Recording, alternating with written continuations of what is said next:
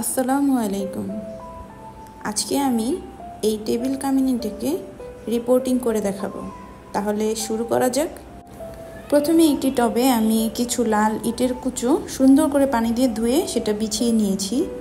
এরপরে হচ্ছে গাছটা আমি এখানে সুন্দর করে বসিয়ে দিব, এবং আগেই বলে নিই যে আমি নিচে সুন্দর করে এটা ফুটো করে রেখেছি যাতে করে ড্রেনেজটা খুব ভালো হয়।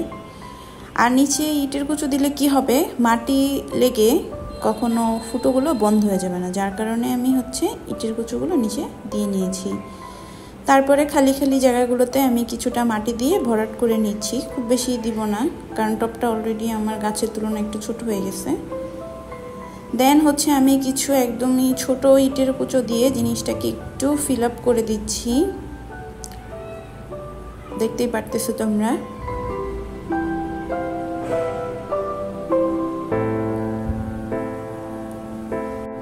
এরপর আমি গাছটিকে প্রয়োজন মতো পানি দিয়ে দিব। প্রথমবার কোনো গাছ রিপোর্টিং করলে গাছে প্রয়োজনীয় একদম পর্যাপ্ত পরিমাণ পানি দিতে হয়, তাই আমি খুব ভালোভাবে পানি দিয়ে নিচ্ছি। এবং তোমরা দেখতে পারতেছো যে খুব সুন্দর করে কিন্তু পানিগুলো ড্রেনেজ হয়ে যাচ্ছে। এটা কিন্তু একটা গাছের জন্য খুবই ইম্পর্টেন্ট যে ড্রেনেজ সিস্টেমটা খুব ভালো করতে হবে যাতে কোনো পানি গাছের গোড়ায় জমে না থাকে একদমই। এরপর আমি সুন্দর করে গাছের উপরে এবং পাতা সুন্দর করে ভিজিয়ে দিচ্ছি। যেহেতু এটা একটা ইনডোর প্ল্যান্ট, আমার এটা ঘরে থাকবে, তাই আমি এটাকে সুন্দর করে ডেকোরেশন করব।